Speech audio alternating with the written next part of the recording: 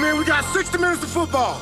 If we're going to be world champions, we got to start somewhere. This right here. We got to come out the cellar. We got to come out for 60 minutes.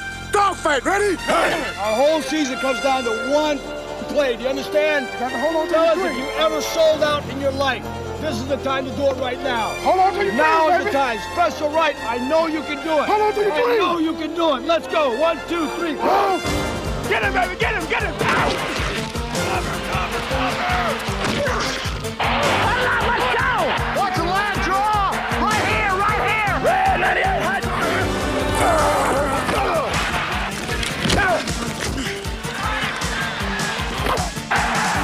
Go, Amy! Go, Amy! Go, Amy!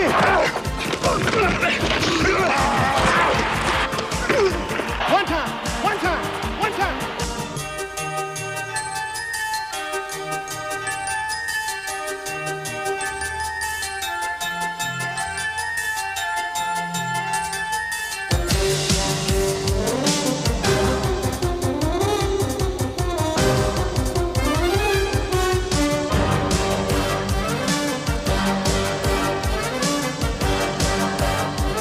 Hey, Daryl, we got to play defense and win it. You guys got to win it right here.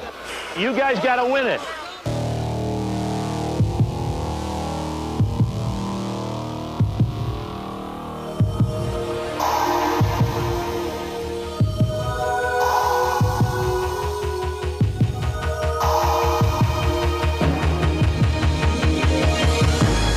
Every season and every game,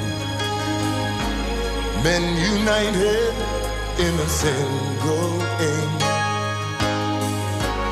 All our heroes in a season story, men with guts, moments of glory, a test of strength and a test of pride,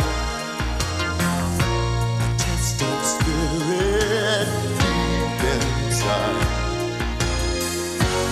Teams united in a single name,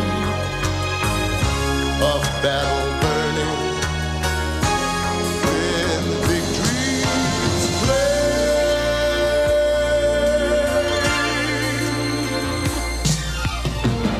It's a long, hard road to every goal. It's a long, hard road, I know.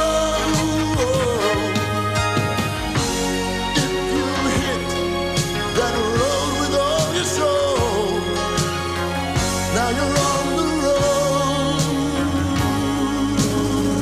to the Super Bowl.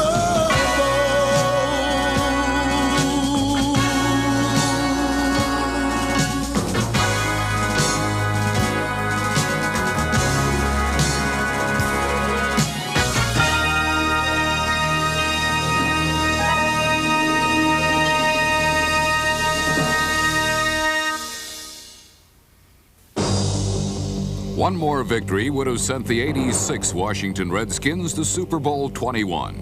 But in the conference title game, the New York Giants were the better team. 1986 was simply the Giants' year, and the Redskins were merely another obstacle to be dealt with and brushed aside.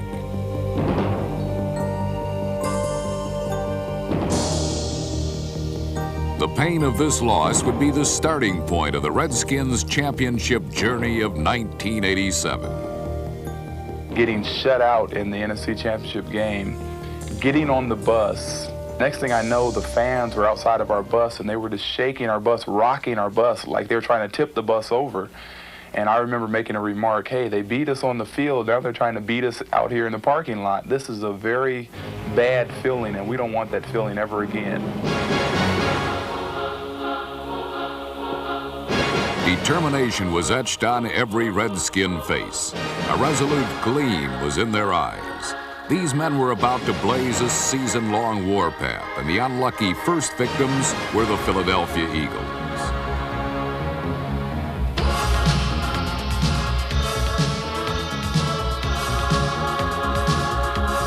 On opening day, the Washington defense was tough when it had to be, and the offense weathered an injury to starting quarterback Jay Schrader. with an impressive off-the-bench performance from backup Doug Williams.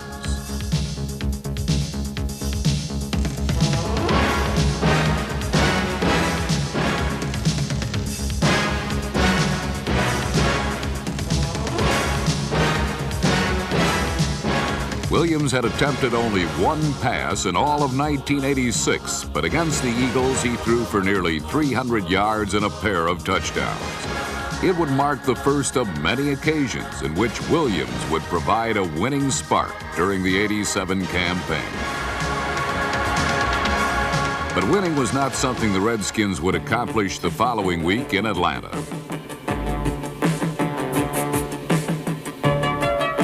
Jay Schrader's nagging injury put Williams in the starting lineup, and Doug responded with 3 more touchdown passes. But a missed extra point and a solid performance from Falcon quarterback Scott Campbell sent Washington down to its first defeat. The loss was the least of the Redskins' problems. A league-wide players' strike began the following day, and the scramble was on to find replacements capable of wearing the burgundy and gold in the veterans' absence. The abilities of General Manager Bobby Beathard and his scouting staff would be seriously tested. I am a general manager a little different from others because I do go out and scout all the time. I'm not one to sit in the office and do paperwork all day. Being out in the field looking for players, that's what I do best. Beathard had sharpened his skills in the early '70s under one of football's greatest coaches. Getting the opportunity to go with Don Shula was probably the biggest break that I got in pro football. With Don, I was with the team on the sideline each week and had responsibilities there, and he involved everybody, the scouts, the coaches, everything was intertwined. And I think that when I came here, that was probably the biggest thing that I thought was responsible for success. From Shula to Gibbs, wherever Beathard has gone, success and Super Bowls have followed. I can rest assured that since I've been here, Bobby's going to do everything he can to get me that player at that position. Bobby has done a tremendous job of picking players down the draft that wind up being very good players, and he's continually looking, and I don't think he's fixed in one direction where it's only the draft. He's willing to do whatever it takes. Perhaps Beathard's most impressive accomplishment was his swift and efficient acquisition of quality players for the Redskin replacement squad. It was a lot of fun, to be honest with you. It was a challenge. It was almost like forming a new league, but you had to do it in 10 days. Heck, the games count, so you have to win the games, and then maybe we'll be able to take advantage of something like this. The Redskins took greater advantage of replacement football than any other team in the NFL. Experts league-wide acknowledged that Washington fielded the best substitute athletes, and they began proving it against the Cardinals.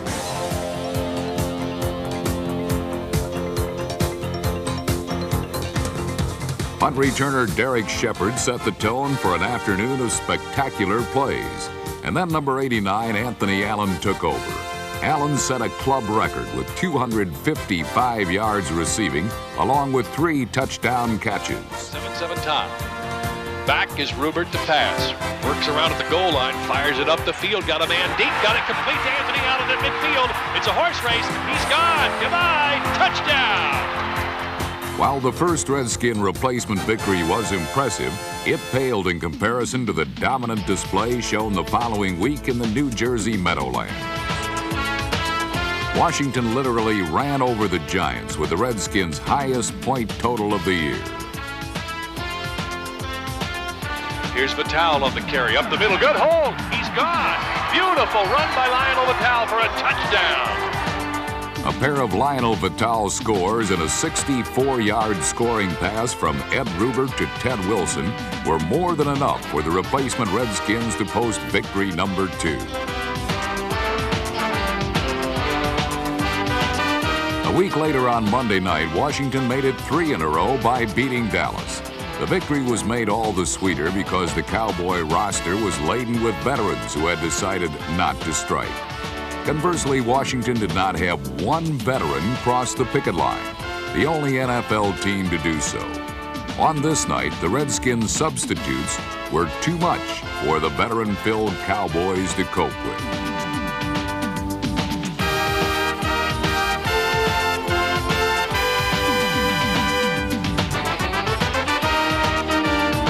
At game's end, the players' strike was officially over. It was time for the regulars to return and keep Washington on a winning course.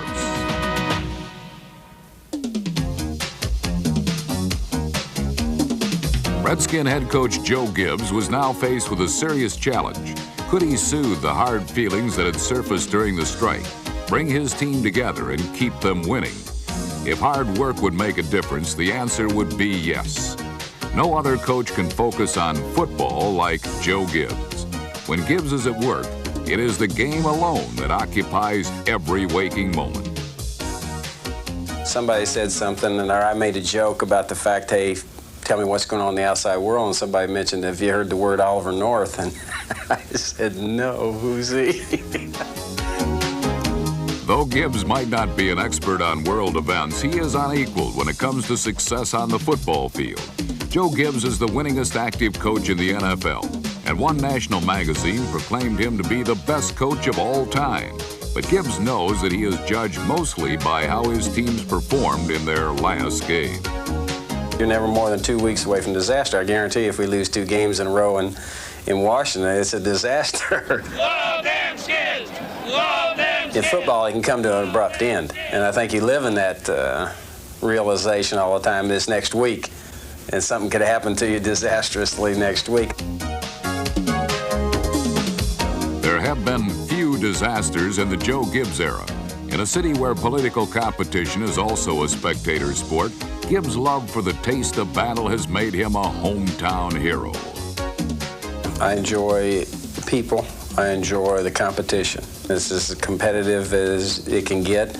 And we all start out with that goal in mind, and one team eventually gets it. And I think that's one of the exciting things about what we do. There's going to be a final conclusion to everything that we start out. In the remaining weeks of the turbulent 1987 season, Joe Gibbs would lead his team to a Super Bowl in what would be the finest coaching effort of his illustrious career. No one was happier to see the return of the regular Redskins than the RFK faithful. Their record string of consecutive full houses had been snapped by the strike, but a capacity crowd was on hand to watch a now healthy Jay Schrader pass the Redskins to an early 7-0 lead over the Jets. By the fourth quarter, however, the visiting New Yorkers had bolted to a 16-7 lead and threatened to pull off an upset.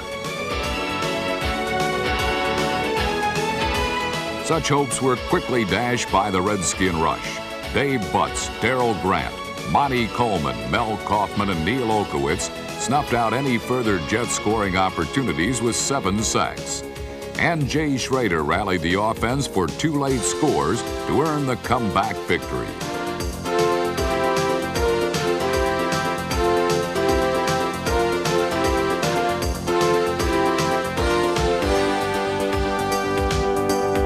With less than a minute remaining, one play decided the contest. Schrader to hold. Snap. Kick is up. Long enough. It's good. Whoa! Ali Haji Sheik. Okay, Sheik, you can stay a while. If the Redskin victory over the Jets was the closest of the season, Washington's next game at Buffalo was their most decisive win of 1987. The Washington defense was in the Buffalo backfield all afternoon, shutting the Bills out until well into the fourth quarter. By then, the Redskins had the game firmly in hand.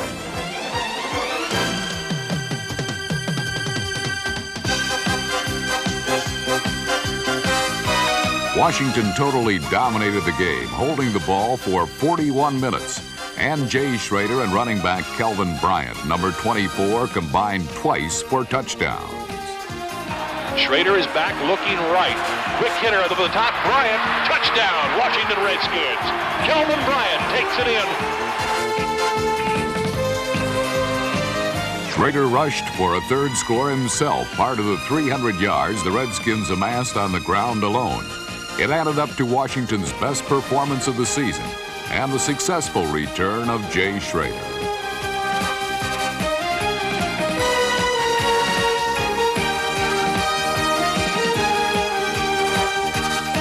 Schrader's dynamic rise to stardom began in dramatic fashion on a fateful Monday night just 2 years before against the New York Giants. When starting quarterback Joe Theismann suffered a broken leg that ended his career, the Redskins lost the leading man of their offense.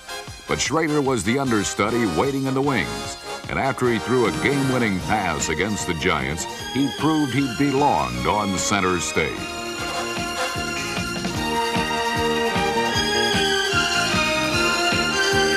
Schrader's poise and powerful arm belied the fact that the young rookie hadn't played any football since his sophomore year at UCLA.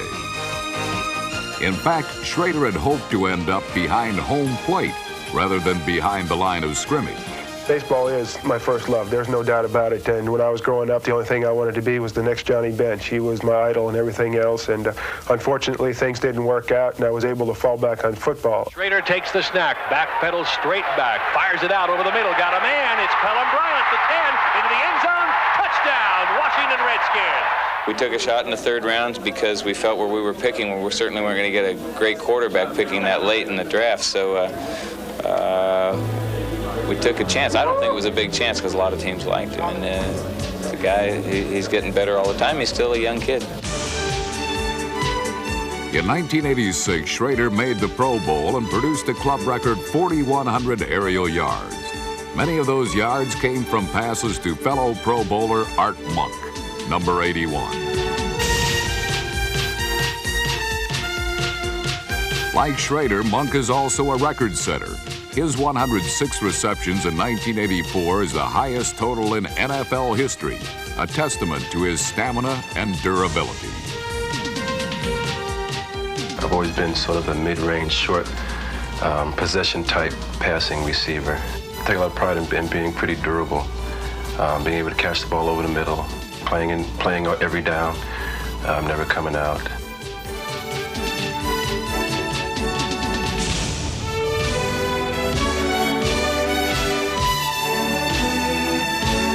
Ironically, both Monk and Schrader would be plagued by ailments in 1987, but each still had contributions to make, including the first score in a lively mid-season rematch with the Philadelphia Eagles.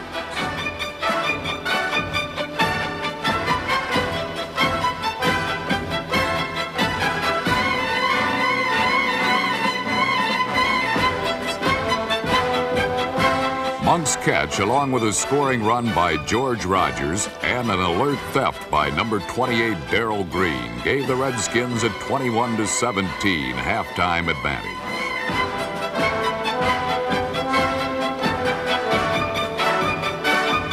Four times the league changed hands in one of the most exciting contests played during the 1987 NFL season. Washington appeared to wrap things up late in the game when Jay Schrader found a startlingly open Gary Clark to put the Redskins back on top, 27-24. But the Eagles responded with one final effort in the last minute, gaining a measure of revenge for their opening day defeat at RFK. When quarterback Randall Cunningham hit wide receiver Greg Garrity for the winning score, it handed Washington its toughest loss of the year.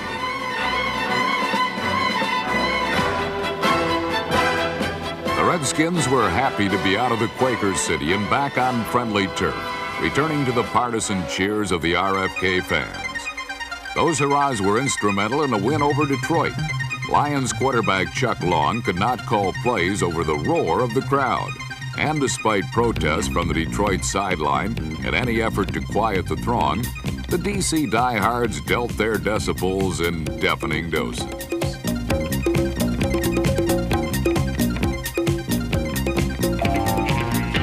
Soon after, Long tried to run a play. The cheers only grew louder.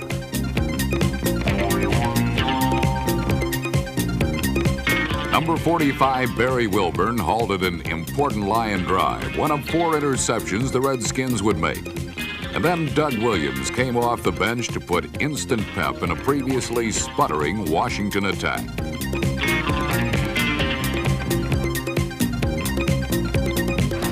The ball at the 42-yard line of the Lions. Back is Williams to pass. Pressured. Dodges the rush and gets it away. Threw a bullet into the end zone. Caught. Touchdown, Washington Redskins. What an incredible catch by Gary Clark.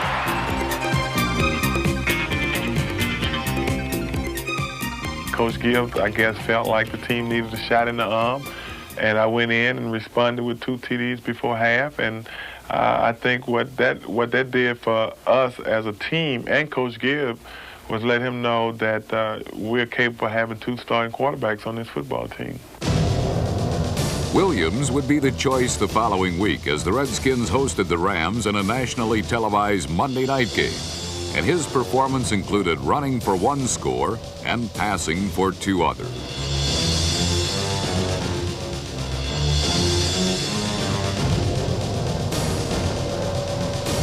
But there was little else for Washington to be pleased with as the 2-7 Rams pulled off an upset victory. LA's Ron Brown, number 89, was the big hero with a touchdown catch and another score resulting from a 95-yard kickoff return. Even Darrell Green, number 28, the NFL's fastest man, wasn't quite fast enough on this night as Washington lost for the 2nd time in 3 weeks and appeared to be in real trouble. Ahead lay Bill Parcells and the defending world champion New York Giants. The Redskins still recalled their trio of 1986 losses to these same Giants. But long memories alone could not keep New York from staking a 19-3 third-period lead. However, the Redskin defense stood its ground and halted any further scoring from that point. Washington sacked Phil Simms 5 times and brought the New York Brown game to a virtual standstill. Meanwhile, in an ironic role reversal, it was Jay Schrader off the bench replacing an injured Doug Williams. And Schrader responded with over 300 passing yards and 3 touchdowns, including the game winner in the final minutes. 28-yard line of the Giants. Schrader back, looking left, man fell, wide open at the 5. Touchdown, Washington Redskins, Ricky Sanders. If we'd lost that, I'm not quite sure what our frame of mind would have been. But the fact that we had so much wrapped up in that, I think we were real nervous before that game because our players wanted it so badly because the Giants had beaten us, 3 times a year before. And so we kind of had a jaw set that we wanted to play great. But that comeback sure gave us back, I think, our pride again. And I think that was one of the turning points of the season. The team was back on course, and now the St. Louis Cardinals were the next obstacle standing in Washington's Warpath. The Cards managed a 17-10 third-quarter lead, but the Redskins blew that away in routine fashion. A key contribution came from their longest scoring play since the strike. Back goes Schrader to pass, sets, looks to the right, throws it deep, got Clark wide open at the 10, goodbye, touchdown, Washington Redskins. The 84-yard hookup was one of 2 touchdown passes thrown by Schrader, who also added a 3rd score off the quarterback draw.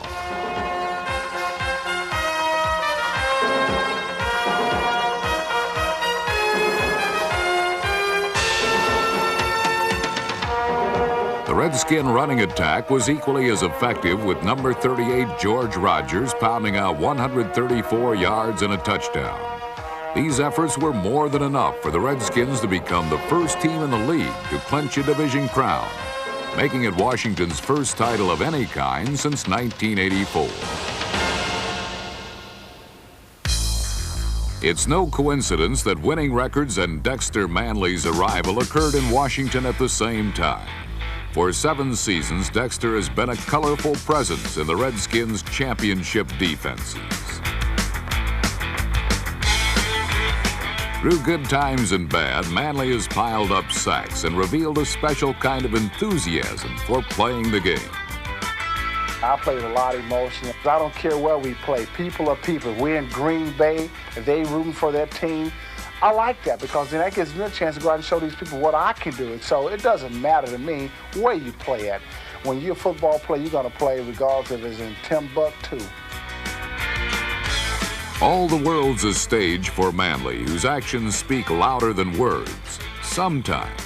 There have been a few moments when Dexter's declarations have raised a few eyebrows. He really makes it kind of interesting. It's not mundane and blasé, because you know Dexter's going to come out with something sooner or later. I've learned something tonight is that I got to keep my mouth quiet. I would like to see him become more reserved and let his playing do his talking for him, because Dexter's a fine football player. Unlike some who swagger but then stumble, Dexter Manley is one man who has been able to back up his big talk with big plays in big situations.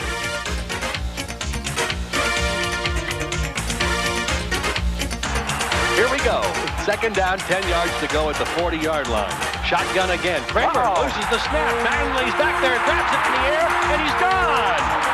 Touchdown, Washington Redskins. Manley has drawn much of the attention in recent years, but in 1987 he shared the spotlight with the Redskins' other end. Pass rusher extraordinaire Charles Mann, number 71. Mann finally shed his anonymous aura, led the team in sacks, and earned his very first trip to the Pro Bowl. I knew that it was time that Charles Mann, his potential and everything that makes him what he is, has to start coming out. And I believe that there was a confidence in knowing that, hey, I can go out there and I can beat this guy in front of me. I know I can. I've done it before. I've proved it, time in and time out. Well, this year, let's not be denied. Let's go out and get everything you want. In 1987, the quiet man escaped Dexter Manley's shadow and became a star. Another Redskins defender, cornerback Barry Wilburn, also made a name for himself after playing behind All-Pro Darrell Green. For several years, Green was Washington's big play deep back. Postseason honors always seemed to come his way, while Barry Wilburn quietly waited his turn. Finally, in 1987, Wilburn, number 45, became a starter, a perfect fit into the Redskins' aggressive defensive scheme. Our coaches love to put pressure on the opposing team. If we have to send 7 or 8 men after the quarterback, we'll do that. But that leaves the cornerbacks usually in one-on-one situations and man-to-man with great receivers. So that's always been the philosophy. And we go in the corners, go in knowing that the pressure is on us.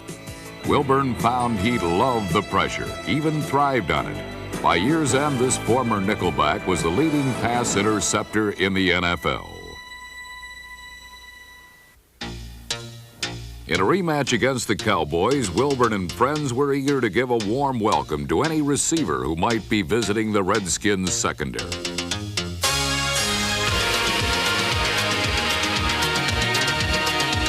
While Todd Bowles, Alvin Walton and company made the Texans see stars, Jay Schrader was lighting up the skies as the Redskins breezed to a 3-touchdown lead.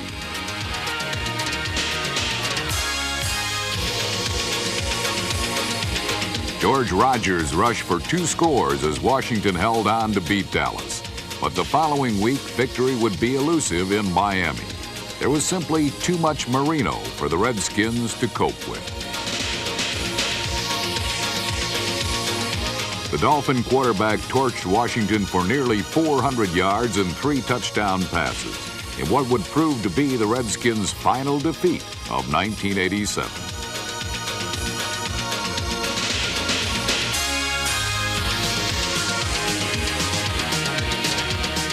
Despite the loss, the ground game was in peak form, running for over 200 yards while accounting for all the Redskins scoring. In 1987, Washington was third in conference rushing, even though no back gained even 700 yards. The unsung heroes came from one of the NFL's most talented offensive lines: Bostic, May, Tillman, McKenzie, Jacoby, and Grimm. Towers of power who cleared the way for ball carriers Rogers, Bryant, Griffin, Branch, and rookie Timmy Smith, number 36. Their favorite play was the counter gap, a run that goes to one side while blocking patterns appear headed for the other. It sends defensive pursuit away from the ball and leaves a vacated area ripe with opportunity.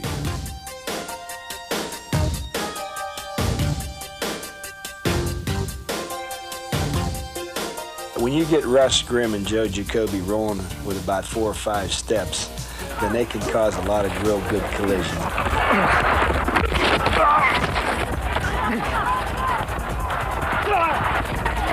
We call Jacoby Interstate 66 because when he starts rolling, we're just following. It is football's most devastating running play, a call that would serve Washington well in weeks to come. The counter gap also symbolized the team's character, basic, dependable, and relentless. Personality, I think, is a team that is not very respected throughout the NFL, but I think we got 45 guys that come any Sunday. When that final gun, before that final gun clicks off, we're going to find a way to win the game. The Redskins saved their best comeback for the final week of the regular season. At the Metrodome, they faced a Viking team that needed a win to make the playoffs. Washington responded with an afternoon of amazing plays and heroic efforts. He tried to throw the ball in, and I was there and caught it, and I just wanted our offense to have the ball at least at the 20-yard line.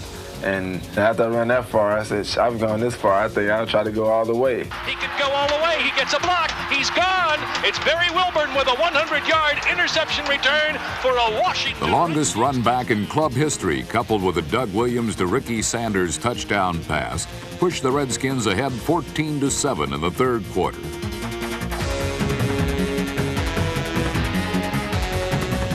But a run of 17 straight points put Minnesota back on top deep into the final period. At 24-14, the Vikings appeared to have victory in a playoff spot safely tucked away. But enough time remained for one more Redskin miracle. Doug Williams had come off the bench earlier in the day when Washington needed a lift, and there was enough Williams magic left to send the game into overtime.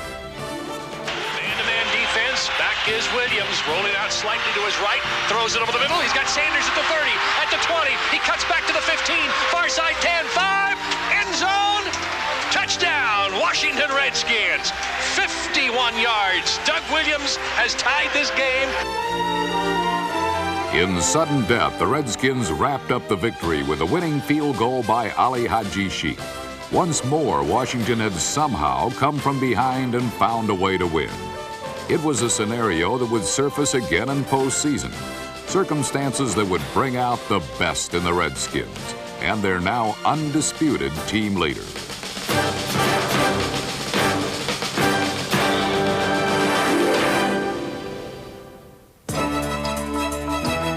Unwanted and all but forgotten a year before, quarterback Doug Williams now stood tall in the glare of the public eye. He was not even the Redskins' first-string passer on opening day. But now the hard-throwing native of Zachary, Louisiana, was on the verge of writing a fabulous ending to a storybook season.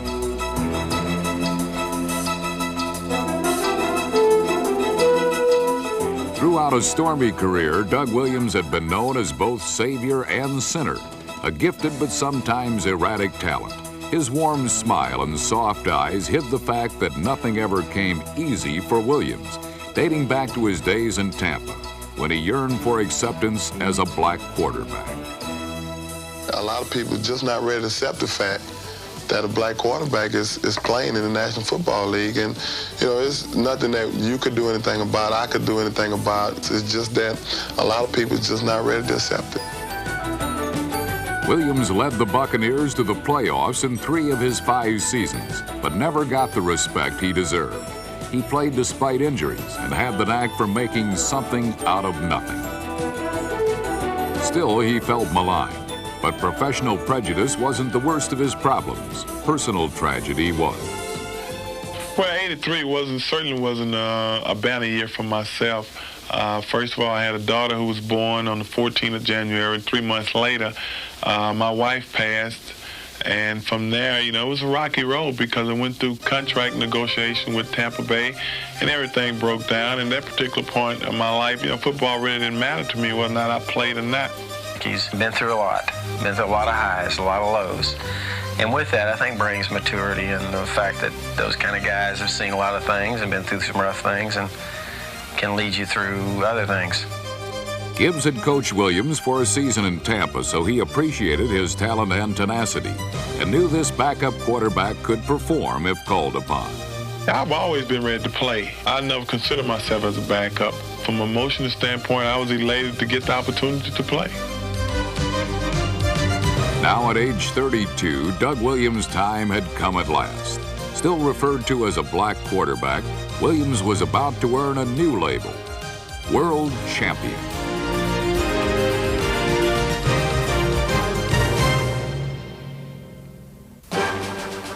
From Soldier Field in Chicago, good afternoon. I'm Frank Herzog, along with Sonny Jurgensen and Sam Huff. Do you believe in deja vu? The Redskins were here in Chicago 1 year ago to play their first playoff game against these same Bears, and they pulled off the upset and advanced to the NFC Championship game. The stakes are higher today, though. If they can win here today against the Bears, the NFC Championship game this year would be at home in RFK. But the Bears were determined to end Washington's season right on the frozen turf of Soldier Field, bolting to a 14-0 second period lead. Once again, the Redskins would have to dig themselves out of a hole, and they would do it by riding the rocket arm of their comeback quarterback.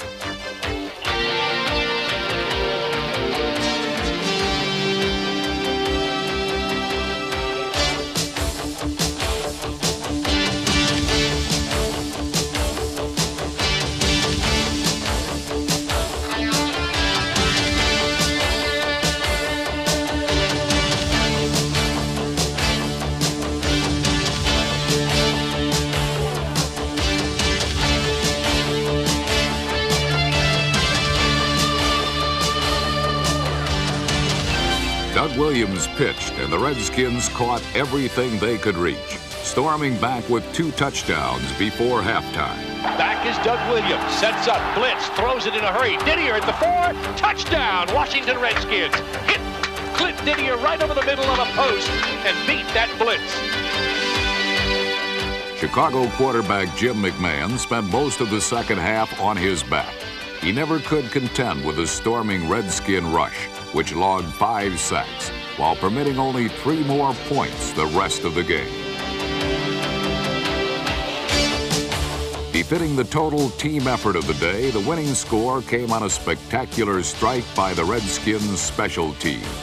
Green driven back to midfield on the far side. He's got the ball up to the 45, far side 40, a seam to the 35, vaults a man to the 30, breaks it to the near side 25, watch out to the 20, near side 10, he's gone, touchdown, Washington Redskins. Darrell Green returns the punt 50 yards, and the Washington Redskins have the lead.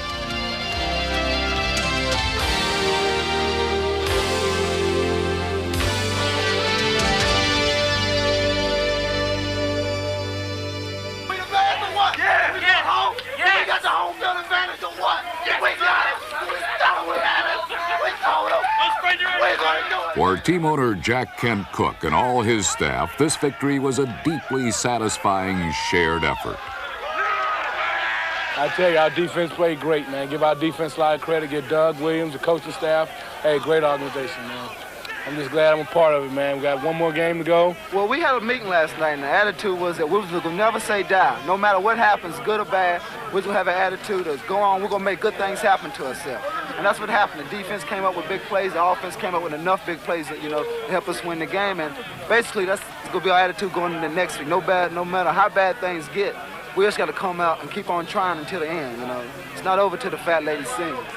San Diego, here we come. Redskins got them on the run. Led by Williams, Golden R. San Diego, here we come. Bring on the dogs and their angry crowds to the best fans in the league.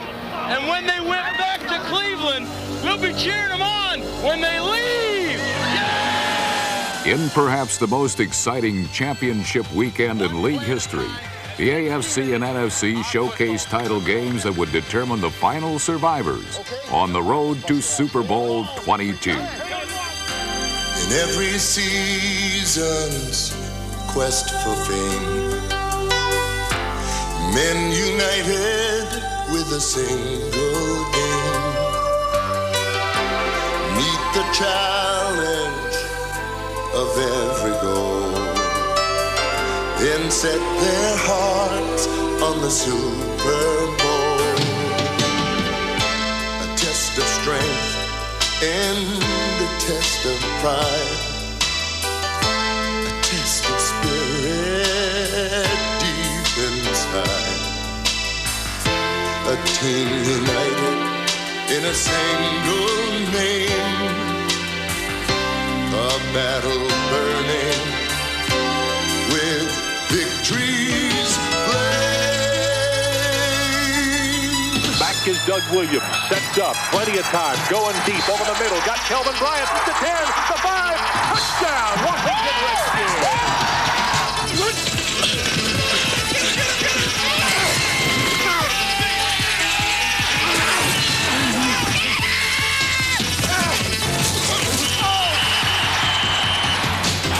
Wide receiver set as Kosar backpedals. Firing, caught by Slaughter over the middle. It's hot loose and intercepted by the Broncos. And Elway drills the pass. Fingertip catch, touchdown, making the tail back in the end zone. First and goal at the 2. They give it to Sewell on the end around, coming left, and Steve Shaw will score. You guys are coming apart. Come on, Wayne. Start it down there. Get there, get there, get there.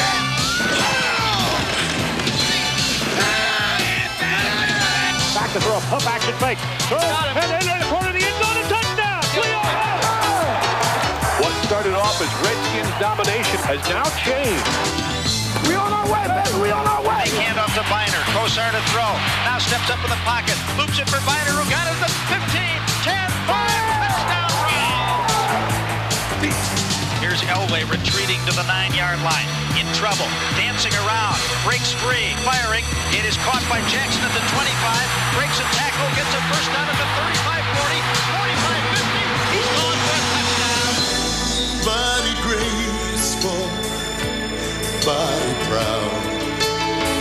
Stand tall to the waves and the roar of the crowd. Body steel and body stone. Never victory to call your own. Another chance to win it all. Another rise and another fall. Though for some the glory has gone, and yet for others the dream lives on.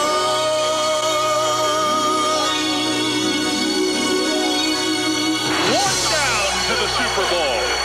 From the 6-yard line, it's 4th down and 4. Wilson takes the snap, looking left, throws it into the end zone, batted away, incomplete. Redskins are going to the Super Bowl. Woo-hoo. Well, it's a championship finish. 2nd down, 5 at the 8. Kosar, the Biner trying to slip left at the 5. He's at the goal line. Biner loses the ball. Denver recovers the fumble. Oh, it's a long, hard road to every goal. It's a long, hard road, and and if you hit that road with all your soul, now you're on the road to the Super Bowl. The Washington Redskins are the National Football Conference champions. The Broncos are back in the Super Bowl for the 2nd year in a row. They are going to San Diego.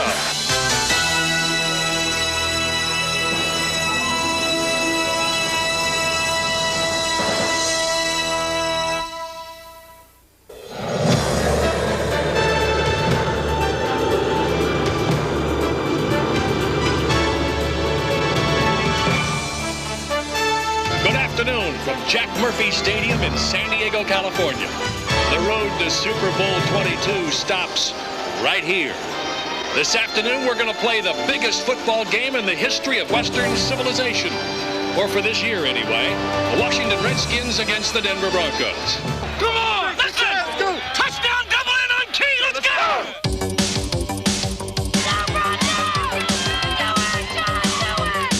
The first time the great John Elway touched the ball, he set a record by triggering the quickest touchdown in Super Bowl history.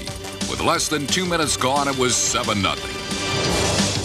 In Denver's second series, Elway set another record as no other quarterback had ever caught a pass in a Super Bowl. After the first quarter, Elway and the other 44 led 10-0. Washington prepared for the second. Take a good step work upfield. If you just get a bite on him, try to get through, okay? Right. What you don't want to do is get caught and try to bring him with you. You'll be flagging with a hand, all right? Don't start making. Everybody keep your head up. Stand. The quarter. The second quarter, to be specific. 15 minutes of madness for Denver, of might for Washington, a blur to the millions who watched.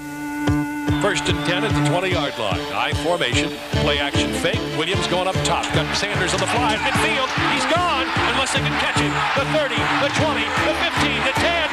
Touchdown, Washington Redskins. We're coming back. We're going to do it. Third down, 2 yards to go. It's Monk who's in motion.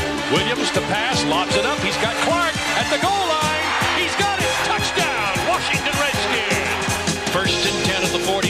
He'll hand off to Smith. The deep back. Good hole. Midfield. Horse race to the 40. Far side 35, 30, 25, 20, 15, 10, 5. Touchdown, Timmy Smith. Williams looks over that Bronco defense. Here he comes. Nope. Faked out everybody. He's got Sanders in the clear at the 10. Touchdown. It's a new Super Bowl record. Williams is back. Lobs it into the end zone. He's got Didier. Touchdown. Holy cow. It's 34 points in this quarter. Before the game, Doug Williams was asked how it felt to be the Super Bowl's first black quarterback.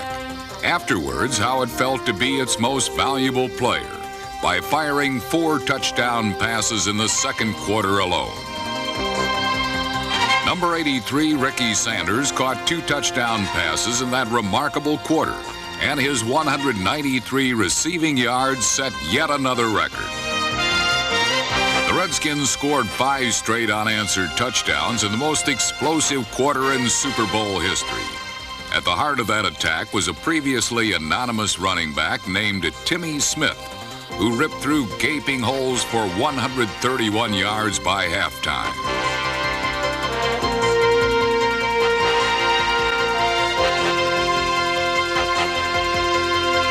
By dominating one 15-minute period, the Washington Redskins became Super Bowl champions well before Chubby Checker's halftime medley.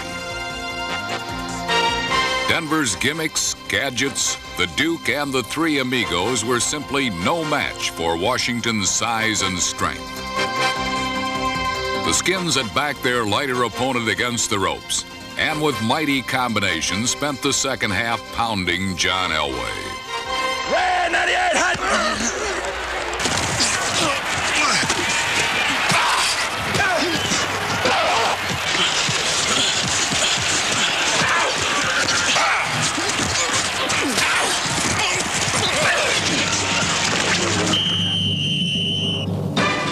The only bit of drama remaining was Timmy Smith's pursuit of Marcus Allen's Super Bowl rushing mark. Smith's 204 yards set a new standard, and his second score mercifully ended Super Bowl 22. Snap, here comes Timmy Smith up the middle. Touchdown, Washington Redskins. For the second time in a decade, Washington claimed the Vince Lombardi Trophy. The Redskins had blazed their warpath, and it had taken them down Glory Road to the World Championship.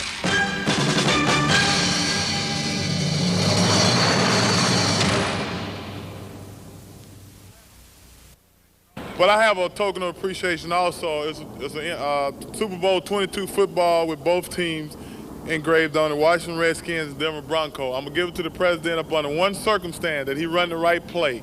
And the play is trips right, fake zoom, Larry crisscross. And he got to throw it.